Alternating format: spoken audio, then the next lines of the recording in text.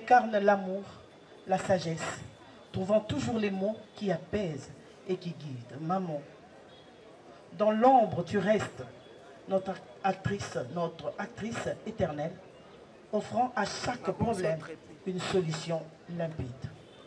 Merci pour ce rôle que tu as porté avec tant de grâce.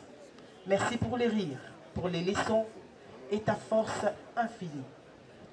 Ton dernier rideau s'épaisse, mais ton cœur vibre en nous comme une mélodie. Maman, pour honorer ta mémoire, nous, tes enfants, tes petits-enfants et tes gendres avons décidé de créer la fondation Au Diabolingo de l'animation pour incarner ton amour inconditionnel de tes valeurs sociales, culturelles et communautaires, ainsi que ton engagement envers les vulnérables. La fondation Au Diabolingo sera bien plus qu'une structure, elle sera le prolongement de ta bienveillance, un refuge où ton esprit de solidarité continuera de guider nos actions. Nous lançons un appel solennel à toutes les bonnes volontés à nous rejoindre en tant que partenaires, donateurs et bénévoles pour faire vivre cet hommage collectif ensemble. Transformons la passion de Maman Bolingo pour le théâtre et sa compassion pour autrui en vue d'une œuvre durable portant haut les couleurs de son humanisme. Odiakabasikupa bamuboyai musenji mamwenda wabana babunyi chikunda wetu mwena mulongo mukaji wa ntembwa kubantu mwimpe kumuna teleja wadiku dietu jalelu mwabana nyeunkadi kudishiacha yabakisi tutulomba mwamujilo akwakudili unditalala dienda njila weba mwabana ikana mutoke niwitoto wa mujilo mwabana dienzelu bieba dinanga dieba tetu sekutweba dishala netu tiendelele. Seigneur, ajoute un couvert à ta table. Aujourd'hui, une convive de plus arrive. Désormais, elle dînera à ta table. Reçois-la bien, Seigneur, car c'est notre maman. Nos lits forever. Elle sera complétée par son frère qui va rajouter quelques mots, en tout cas en 1 minute. Elle n'était pas seulement une mère, c'était une artiste, une femme qui voyait le monde en couleur. Elle a peint nos vies de tendresse et de sa passion et de sa lumière. Ces mères ne créaient pas seulement des œuvres, mais ils ont aussi construit notre bonheur. Elle nous a appris la beauté et partout. Et dans un sourire, ou en partageant un repas, elle nous donnait de quoi nous avons besoin. Sinon, tout ça n'est qu'un discours. Ce que j'allais dire, c'est que aujourd'hui, ma mère se trouve là où elle devait être, parmi les anges. Je vous remercie tous. Merci pour ce soutien. Mesdames et messieurs, en vos titres et qualités respectives, bonjour. Il m'a été demandé de faire un discours pour un hommage à ma mamie. Mais est-ce possible de résumer la vie de ma mamie en quelques phrases? Je pense que c'est quasiment impossible. Ma mamie était une âme pure. C'était une belle personne. Mais du moins, je vais essayer de dire en quelques phrases, quelques souvenirs et quelques anecdotes que je garde d'elle. Aujourd'hui, nous sommes réunis pour célébrer une vie remplie d'amour, de sagesse et de sacrifice. Celle de ma mamie bien-aimée, notre rocher, notre refuge. C'est par ces histoires, ces récits qui nous transportaient dans des mondes lointains, ou même éclater de rire devant ces blagues, même si elle les répétait inlassablement. Elle abandonnait ses propres programmes, ses propres priorités, juste pour nous amener à l'école, pour s'assurer que nos devoirs aient été faits, pour signer nos bulletins scolaires et ainsi de suite. Elle était présente, même quand nous ne réalisions pas à quel point cela pouvait exiger d'elle. Je vous remercie toute la famille. Je veux remercier surtout Maman Bolingo pour tout l'amour qu'il nous a donné. Maman, elle est morte dans mes mains, donc c'était quelque chose qui est très triste, mais c'était aussi une bénédiction, parce que Dieu m'a choisi que je serai la dernière personne avec elle. Donc elle a prouvé son amour envers moi jusqu'à la fin. Aujourd'hui c'est un message de cœur parce que j'ai rien préparé, mais je veux dire que maman, elle ne va pas nous quitter. Moi je sens toujours sa présence dans mon cœur. J'ai eu beaucoup de leçons avec elle, beaucoup des valeurs et des principes. Moi je ne vais jamais l'oublier, je voulais vraiment qu'elle reste un peu plus avec nous. J'ai passé avec elle seulement 1 an, mais c'était assez suffisant pour qu'on comprenne beaucoup de choses, pour que je comprenne sa personnalité, comment elle est star et comment c'est une femme avec beaucoup de valeurs et qui partage surtout seulement de l'amour et de la paix.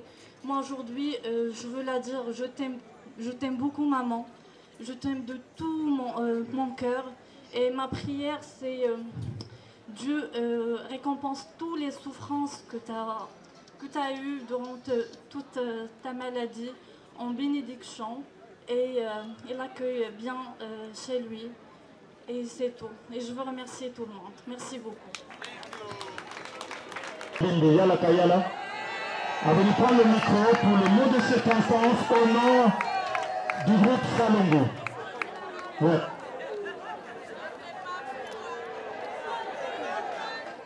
En ma qualité de président des artistes et comédiens à NTPC et coordonnateur du groupe Salongo,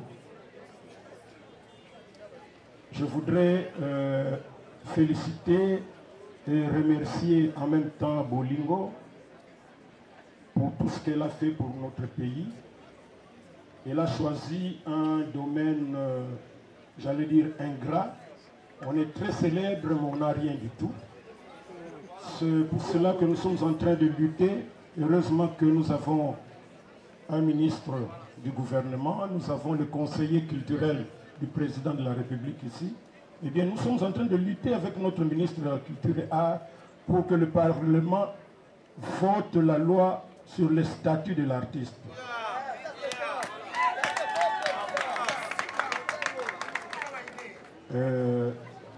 C'est un texte qui fait le tour du monde, tantôt au gouvernement, tantôt au Parlement. Nous continuons à prier pour que les parlementaires, pour une fois, se rappellent qu'il y a des artistes dans ce pays et que nous ne devons pas demeurer dans le matin au lot. C'est indigne. Bengala.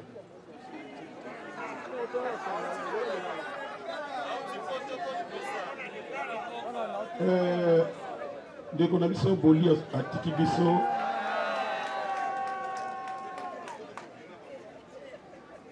aponaki mosala moko ya elengi me esengaka omilinga yo moko sino kosala yango te. Po mingi bahypocrite bazali, vous leur rendez de bons moments de loisirs, mais okomona atambo ki apamba kopesa yo te. Mais Boli a continué yango ti atiki biso parce qu'au moment où il y a zotika biso toujours fêté 50 ans ya groupe Sala. Soki bozala bandeko bawapi tout ça faut contacter biso po tolingi ezala eloko moko munene po biso ba congolais tolingaka ba circonstances ya boye pour se manifester. Pendant qu'il y en a encore, bao baza kozala au lieu que bon encourager bango eloko moko te. Toujours assisté Kalaté na dernière scène, l'une des dernières scènes d'une série de spectacles que Boli nous a offert. Elle va se séparer de nous, mais d'être artiste à Koufagate, ba œuvre Zali, et avantage naïe Zali, génération, et que ba œuvre naïe et pour ça que azala toujours na bomoi entre biso et loko ya suka na lingi na senga kaka na bandeko bo pesa biso courage bo assister biso pendant que nous vivons encore. Naza kosenga na bandeko boli atiki bana atiki bakoko soki par hasard quelque part bomoni qu'il y a un service ya ko rendre koko wana mwana wana boyeba ke bo rendre service wana na boli bobetela boli maboko makasi s'il vous plaît. Moto azo s'occuper na santé bandeko bon tobeta mama tobeta makasi pona mama mama Denis tobeta la makasi lisusu s'il vous plaît. C'est du jamais vu, c'est du jamais vu. Merci Mingi. Décret. Donc la loi est déjà là, c'est déjà validé et je le dis sous le contrôle de son excellence monsieur le ministre de la communication et presse ici présent. Donc bientôt les Maman Bipendou. Voilà. Alors toujours complément d'information pour le président Massoumou. Le texte sur les principes fondamentaux.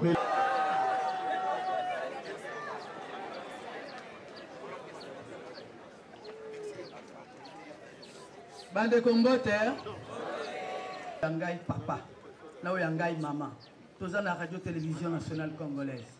Papa n'a besoin d'aller parti qui y a quatre bases à la Zalakanaï. Si d'ailleurs Azali na maman Sylvie Elenge Nyembo, déjà il y a radio-télévision nationale congolaise. Le long la CPL Poboyo quand le long de tous à la RTLC.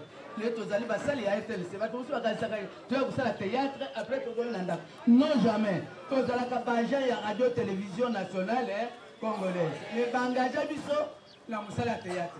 Comme RTLC za misale belé, to sale misale belé, o to sakati lelo.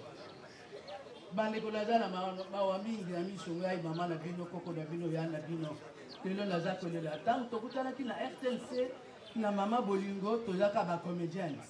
Et mbenge so ba ka théâtre. Na eba kiteke mama bolingo azali mama na ngai. Mama na bolingo na mama ngai baza bande ko na eba kite. Ekolo moko tribu moko. Quand maman yangai a kufi, maman bolingo ayaki na matanga maman ya botingai, awa na tinguti ngeske direct. Mais na moni siko maman aye na maman mususu. Maman na zole la makasi. Ti abi oh maman, boye banite. Ya oh maman, c'est ma bi pedu tout ça que c'est moi. Abi non. Azali maman akobengo maman, maman mona kalanga. Abi bibeno kalanga. Abi oui. Azande konangai. Toza bande. Toye balaka te toza bande kwa de konangai. So to pesa ni sala. Faut tout na kamoto na komo lona mama lona tata yo. Na. Loko boza bande ko boye balaka te. Esika ko tongo tongi. Esika ko yini te. Toye balaka talandenge toye bani na mama boli. Bolingo. Lelo bolingo azo kufa na 40 ans. Kwa na 40 ans la bana boli. Bana bale bien anglais. Là bo bale français. Nous la carrière dans la radio-télévision nationale congolaise. 52 ans de carrière. Mais qui n'a pas plombe. Nyoso, la Sénavie. Nazali, ambassadeur. Nazali, tire sur la Lumumba Kebilangabi Pedro Chakindaya. Donc, tu vas être à l'opérateur que toujours ça la Moussala Malunga et toujours faut ma pauvre. Voilà. Voilà. Papa Patrick Mouyaya. Nayo la temi yoso na yo. Là où il y a autour kufa toze belé. Basi a mikolo toza so belé te. Basi a mikolo basala musala. Eza bipendu, eza bomengo, eza mabele, eza alinga, ezali pembele. Totikel soki chaque sa kufa, chaque sa ça le TNCT. Tozo tofa la bato TNC. Tozo sa mama boka azali, mama suka azali. Kalisaka papa lokolo ezala porte-parole la monsieur Pabo Komzamboka. Kali na badi ko tambola lokolo mwana muka badi ko tambola sengela biso ba pesa biso esika kolala. Ba pesa biso ba voiture. Toi, de la photo, c'est le salami, le cas de radio télévision.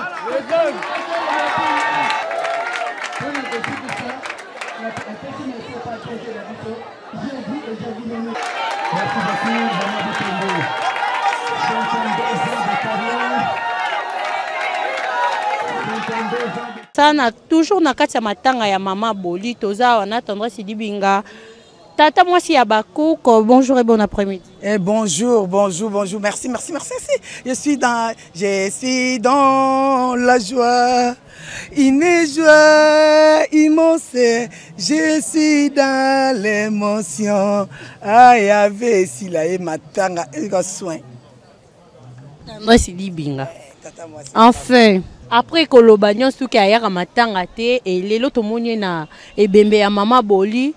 Pena moyi ayaka matanga mayaka matalana te ayaka matalana te da ya bon tavani na suka olela à l'aise biso to embrier mo ke mais ana attitude mawa donc Bellevue était pas en lamba olata te et puis Bellevue était pas na suka malonga te mais bakaboli misuba yaki na butu misuba yesiko eza akima ibaka ne matanga oyo na butu epe na moyi sozo itana oyo na butu fa pe suna moyi est-ce que mam yaki na butu te ayaki ayaki otomona ki tenga monaki yo pena tata mwasa Bakouko mais to yokaki ke so lelo boye na matanga emamema ekozala mais to mona elo biso so sila za calmos.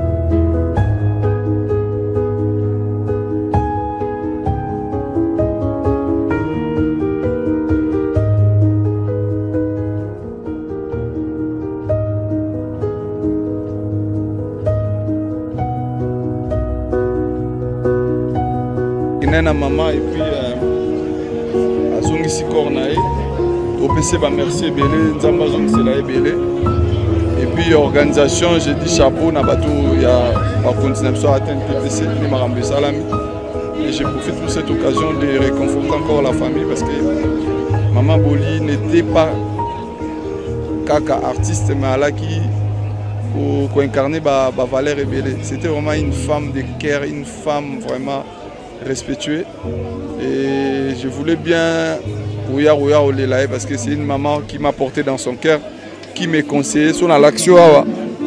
Au moment où on a téléphone, elle était malade mais c'est elle qui s'est dérangée tout le temps aux nouvelles et j'ai des larmes aux yeux et Nambo ça n'arrête jamais la vie. Les Anzela na bisonyo so Nzambe a bombaka molimo na ye lo na rolo mbale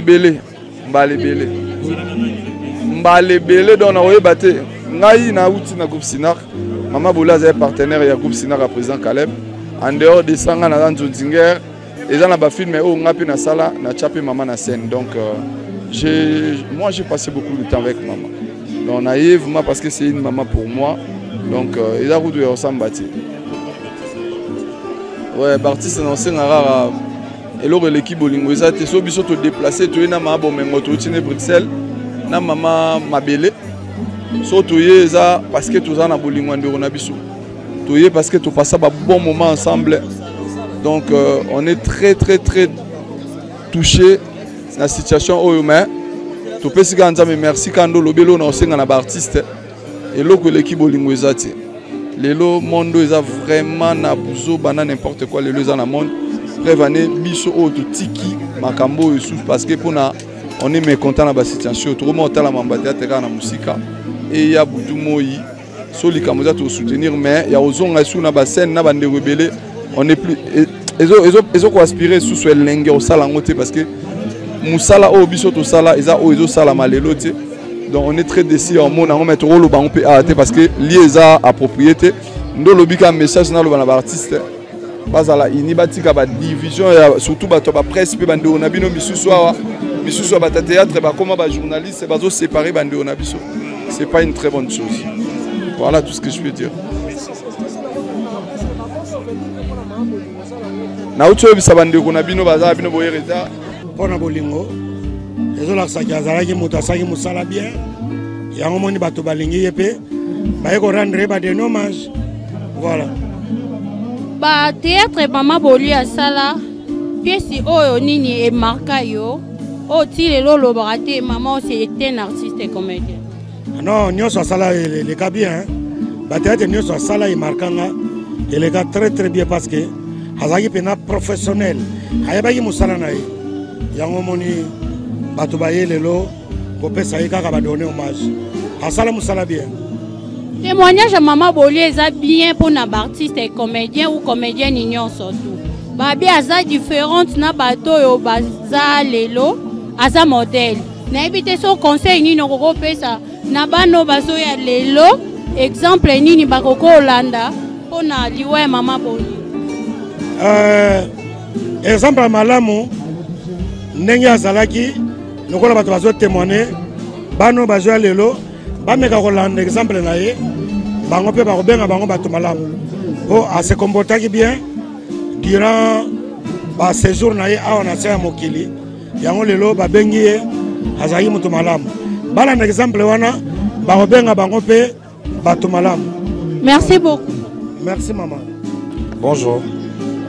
Mon président c'est dans matanga ya moko az artiste et comédien et belé balobake ba comédien ba ya kamingi na ko assister bino na ba moment mo douleur mais bino boya kate balobaka bongo lelo na mo non balobaka lelo na moni présence na yo na matanga na bembe ya Mama Boli ngai vena biso Sam Chinto ça dit to représenter la corporation musicienne donc na biga biso nyoso to koka koya te biso nyoso mais déjà surtout ata moko mibale basanga na komba tata nzamba zana. Merci beaucoup président. Émotion na yo na ko perdre moko bobanda ki na ye bokoli ensemble les lois tiki bino. Bon, ezaka pasi. bayaya oyo tokuta bango na mosala bayamba biso nga kuta nango tokojouer ne kala te na SB alobi na nga na jouer mama nga lobi te yo mokolo moto ojouer mama abi te yo moto ojouer fo lakisa nga namona penaki okoli donc tojouer pas même 4 ans na jouaki mama na ye na SB donc aza yeya moko bato balobaki oso moto akufi nde tondimaka bolamu na bango mais tokuta bango bayamba biso tozala mpe bien so tokuta na batournage banzozi tozala mpe bien oyokaka sango maladi te oyokaki sango maladi to wana obondelaka nzambe alola awo akokisaka asala lokola mokano ya nzambe ekokisami tosala mpe boni biso nyonso tolandaka ye ata leo tata lobi te un jour biso mpe tokufaka eza nzela ya nzambe eloko nini okoloba na famille artistique na famille na ye bana bakoko watiki na nsima nzambe apesa biso kaka makasi nzambe apesa mpe bana makasi nayebiki eza mpasi kobungisa etre cher eza mpasi mais nzambe apesa bango makasi apesa biso mpe makasi c'est ça merci beaucoup merci maman tomoni yo na dernier hommage oye korendre dernier hommage na mama Boli bozalaki à bon terme ntango azalaki vivante ngai mpe neti na mama Boli tokoyela nini mama na nga doyen na nga na mosala natala na télévision natala aza mpe parmi bato bapesa ngai inspiration soki na ya na scène tokoyela nini merci mama top ma kokufa ya mama Boli bato ebele baza na batémoignage toyebi te eloko nini mama Boli asala oyo inspira yo ozala soki ovandi mpena nga te fo natambola lokola mama Boli maîtrise ya scène aki na maîtrise ya scène makasi abande koankese tristesse kitoko makasi ezalaki ye mama bolingo ezalaki mama mabele ntango tokotala groupe salongo en tout cas babande koankese tristesse wow oyo nini atikeli oyo oko retenir parce que tomoni bato nyonso baleli présence ya motu tu ezali eloko nini oretenir na matanga ya nebembe ya mama Boli il faut kozala bien na motu nyonso yango fruit nango yango omoni awa parce que azalaki parmi bamama oyo bazalaki bien na bato nyonso donc c'est tout sauf kaka ke naoloba ngo na bainterview nyonso ke naoyi kaka mpasi mpo na kaboli na esene moko te ti akufi désolé courage merci beaucoup merci matanga oyo eza matanga moko esangisi est-ce que mama Boli amarkaki eloko moko na motu na yo bien sûr parce que ça les icônes à ça ça la bien ici les dos et kolela ye parce que mon se fois ya kolela ye avec la dernière hommage na ye azali na problème na motuté à ça comme ça na comme il faut ya moni le biso bengaki groupe à atelier ou à la maman eloko nini mama Boli wasala oyo emarka yo mais mosolo asali yango emarkanga te mosala na ye asala kitoko aza na problème na motuté nauti koloba namoni mwana moke mwana yaya leki donc mama Boli asengi na problème ya motu sikote malobake mama Boli azala na problème ya motu seke aye na problème ya motu liwa ya mama Boli nde etangisi bato nyonso tu boye imagine etikali yo na motu ke donc nde mama Boli asangisi bato exemple moko nga mpe natikala na motu oyo aye napesa batanga aozwa parti na ye ayebi ke biso so tozwa bapassage tokolekana na mabe na nga na malamu na kitoko na nga me naye koleka ntango tobimaka na mpasa batanga mona moto azongisaka mabe nzambe nde akointerpele akotika na likambo moko na matanga makambo ntango nabimaka kaka na biso nzambe nde merci beaucoup merci Nana banite ya tena bafe. Baba banda entre basipate quelqu'un bazalaki mama moko oyo exemple à suivre mpona bino bato bone koya na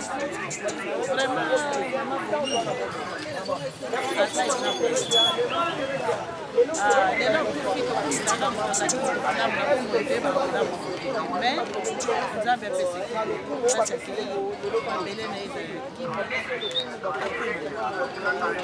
namoni mama moko azomeka une artiste comédienne aussi aleba omelaka bino ntango baza kohonore bino mingi soki ezosala malamu te nayebi te liloba wana eza encourage nalobi nani alobaki ngai te mama moko kaka artiste comédienne ya kala nde alobi ke baozwaka bino si ngai naloba liloba wana ntango bamemi biso epa mwana oyo jeremi nalobaki atuka naza na esengo parce kote amemi ngai lelo ngai moko nazomona bisoaka kobonoaka biso ntangoza soki lelo naza na bomoike nyonso mokosala malgré kopesa biso moke amokoki basalaki bazose me ngai moko namomi yango ezalaka esengo mingi soki aza eza malamu ngai nasali 28 mosala na ya théâtre me na 28 na mosala ya théâtre nasali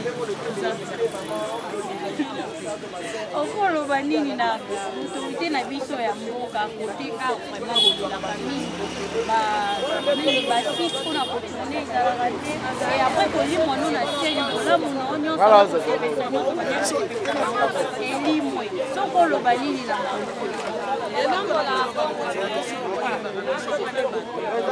mosala esalaka mpona mboka na biso toza baprise ya mboka rdc soki tozosala malamu bakumisa bato alors ntango toza vivante boye osungaka mpe osungaka biso esalaka biso bien makasi bien penza epuis baplace ya kotourne tozalaka na mikaratano parce que tosengaka bandako omona papa yazali ozotourne mobali ya ye papa ye kobima tokotelaka na mabako mingi estce bakosala biso site te site moko te moko tozosalaka batournage nayebi te.